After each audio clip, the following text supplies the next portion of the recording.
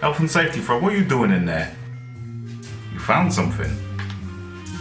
Is it something decent? Is it something hella decent? Okay, move out of the way. Go on, scooch, scooch, yeah. Right, let's go have a look.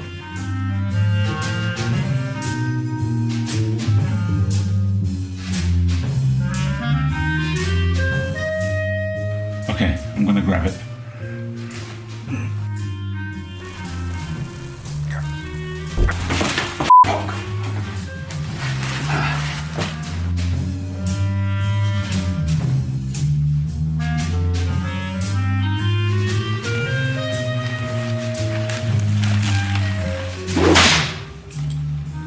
What is this? You got me down on the floor for this? The fuck, man? Well, it's a brochure, or as the French say, brochure. And thanks to me being locked inside for 10 days and Dingus over here, this is what we're doing. So let's take a trip back to 1994. I'm a pretty average kid growing up on a diet of family-friendly, safe exploitation movies. And like most kids at the time, my world is Terminator 2, Aliens, and of course Jurassic Park, which came out the previous year. We didn't have much back then, and we certainly didn't have no champagne gold DVL 909. And because times were pretty rough, I think the last thing my parents wanted to hear was that I was interested in this mythical thing called Warhammer. The monumental release of the PlayStation also happened that year, but I don't think my parents were that desperate to throw me off the Warhammer scent just yet. Also, this guy, Nelson Mandela, bought McDonald's or something and then they made Nelson's column, I'm not sure. You know, just making this video, I'm starting to see a pattern here. I want everything I missed as a kid or stuff that I couldn't have. Large trashy exploitation VHS collection? Check. All your favourite movies now available in Laservision? Check. Big statement piece 55 kilogram TV? Check. And all the miniatures I could ever want, and more than I could ever paint. So with all that sweet nostalgia stuff I have, why am I doing this? Well, in short, this brochure is kind of like a time capsule, probably to a more innocent time in my life when it was lights out at bedtime and I'd switch on my Star Trek lamp, Star Trek lamp, and look over these pages and read the fluff and imagine what I could create with this stuff, with my own shit. So it holds a very powerful nostalgia aura over me. Nostalgia aura. Jesus Christ. So, let's take a look inside and see what Games Workshop was pushing in 1994. First up, the front cover. Holy shit. How many guns do you want on it? 20, mate. How many of the guns do you want to be shooting? Yes. We don't even make Titans in 28mm scale yet, but I guess everybody thinks they're gangster till the church starts walking. This is a statement cover. World of hobby games. This idea that they provide the tools, you do the imagination, and create some mad shit. Do you remember when GW weren't afraid of people stealing their artists? Well, back then. This opening splash page features absolutely no miniatures, it's all concept, all art, all energy, mate. Brilliant. But hey kids, you thought this brochure was the shit? Well, every month Games Workshop's own monthly magazine, White Dwarf, includes new articles about modelling, painting and gaming, and news of all the latest Citadel and Marauder Wait a second, who the f*** is Marauder? Close enough. So it's technically a separate company distributed and published by Games Workshop, but manufactured by Wargames Foundry. Oh, that brings back some memories. I had no idea that this guy was like a different, separate thing. I remember the box looking... yeah, okay, whatever. Already, page 3, and I'm having to Google shit. We get a rundown of what's going on in their mainline game universes, which until they ended Warhammer Fantasy a few years ago, generally remained unchanged in its premise and lore. You know, interestingly, a lot of people these days, I say a lot of people, like a select handful, like 5 people on Reddit, are saying that Games Workshop has become more of a toy company than a hobby company, when really I think 93, 94 is when they started to become a toy company. And because building an easy to understand universe to market to children, because other toy lines at the time were building universes and multimedia aspects around their product line, such as By the power of Grayskull.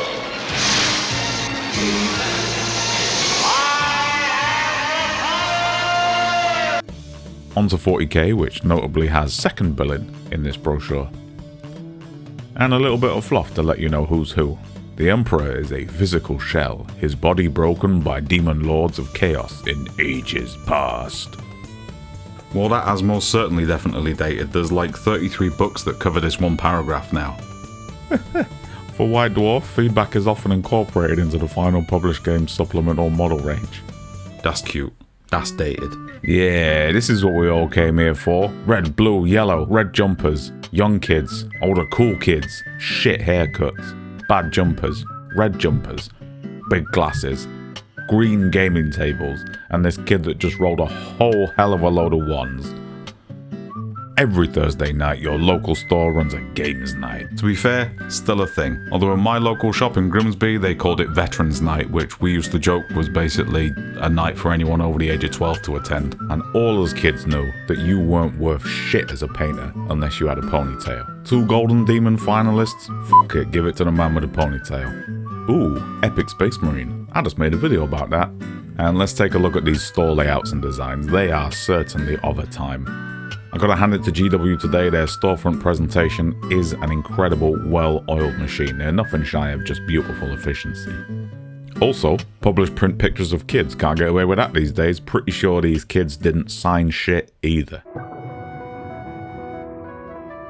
Here we go, that's what I'm talking about, pure imagination fuel. Somehow, from pictures like this, every kid thought they could stick some bits of shit together, like real rocks and fish tank plants, and they'd recreate this scene perfectly. Which, I still do, so no judgments there. But just look at these punchy colours and crisp lines, this stuff really jumps out the page at you. And I've got to say, as quaint as all this looks now, I kind of want this. I mean, if you'd like to see something like this on the channel, let me know in the comments. Second edition of Warhammer 40,000, and that is a fierce starter box, but charts and spreadsheets can absolutely get in the bin. As much as all this stuff is monopoles, they're beautiful in their simplicity and look real satisfying all lined up like this.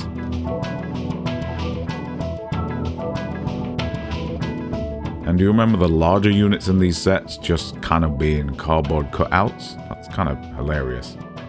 But I suppose all these models were made with like heavy metal, so that's not so kid friendly.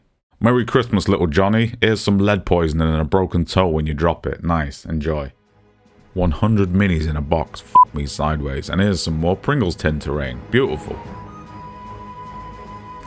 And this stuff is all absolutely phenomenal, and because it wasn't for sale at the time, the terrain I mean, the artists were kind of limited only by their imagination. And while I'm not shooting on the current line of GW terrain, it's all very clanky, plastic, heavy, dog chew safe, toy terrain. Titan Legions, of course, representing orc vacuum cleaners, walking churches, cardboard buildings, all the best things in life. And while these stumpy, squatted sort of Titan Legions figures weren't really my jam at the time, like almost comical, I think in hindsight I've got a lot of appreciation for them and really enjoyed the charm. So Blood Bowl hasn't changed much. If I know anything about Blood Bowl fans, is that all Blood Bowl fans are pretty much militant Blood Bowl fans, and if it ain't broke, don't piss off the Blood Bowl fans, I guess. Okay, you got me there. For my shame, I don't know what Talisman is. Now I'm assuming that this is GW trying to take a slice of that delicious roleplay pie. What is this, 94? So that's somewhere between Hero Quest and Warhammer Quest, so that kind of fills that void temporarily. Of course, if I'm wrong, feel free to batter me with a frozen turkey in the comments, but I don't know. You know, flipping through this, it is impressive that this is a business model that was clearly just a fledgling idea at the time, but is still going strong today. It is big boxes for big purses, and smaller boxes for smaller purses.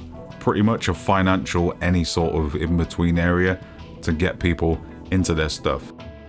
Citadel miniatures are admired by many who know nothing of the games themselves. I don't know about that, I think I got my head caved in a couple of times for being into this stuff. No matter how many times I told them I had a Mark 1 Land Raider, they just didn't really seem to appreciate that, but okay, GW. These models are genuine collector's items. Like Star Trek plates, I'm with you now. Which, no, I don't own, but I suddenly have the primal urge to eat beans on toast off Chief O'Brien's face. I mean, that's a pretty ballsy statement in general, but I guess at the time, these were some of the nicest miniatures you could get on the market. And to have them on your mantelpiece now, it's a nice little statement. And let's just take a look at this stuff. A lot of it is at least 30 years old now, and it looks absolutely awesome still. Quaint and charming, but still absolutely awesome. Well, not all of it.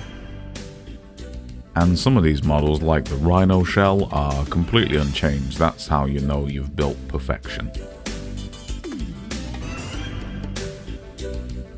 No controversial opinion here. Games Workshop paints have always been pretty damn good. But those coat d'arms style pots they were using can absolutely get in the bin. Although I do still have some of these from back then and they work absolutely fine. It is amazing. The brushes, however, I don't remember at all. I know that my favourite GW brush these days is the starter brush because it just refuses to die. But when it comes to their mainline brushes that are like £5 each, I just will go with a Raphael 8404. The best brush ever made. It's £7. Here's something I never did, but me and my friends always wanted to go to.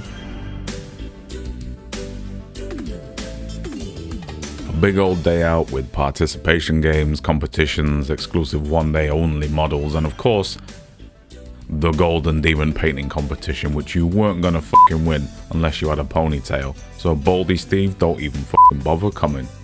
And apparently, all the artists and designers of your favourite games are on hand to answer questions. Mate, I would hate to be those guys. I mean, the culture now around Warhammer is completely different, I think. But can you imagine having all of today's concise negativity just spewed at you face to face? Having to sit in front of an audience, or worse yet, mingle with die-hard fans that weirdly absolutely hate your product.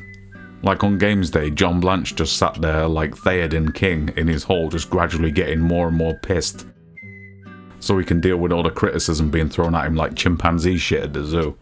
Wow. Oh, stapled on and photocopied. Beautiful. Warhammer boxed game $39.99. Blood Bowl boxed game $29.99. Citadel colour paint set $4.99.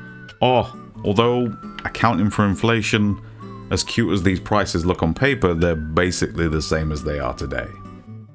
Special deals over the phone or hotline? Well, that's dead and buried.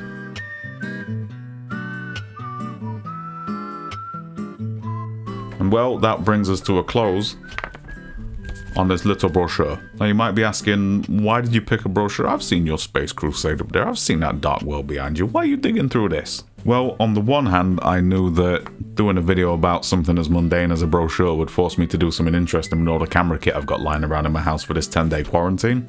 Plus, at the time of making this video, I don't have access to my paint studio because I'm in quarantine. It's a nice brochure, but I hope you enjoyed this little nostalgia trip and this little trip down GW memory lane to 1994. If you enjoyed what you saw, let me know in the comments and tell me what your favourite nostalgic era of Warhammer and Games Workshop is. Of course, don't forget to leave a like and hopefully a subscribe before you venture forth into the lands of YouTube. You must gather your party before venturing forth. But for now, cheers, I'm out of here.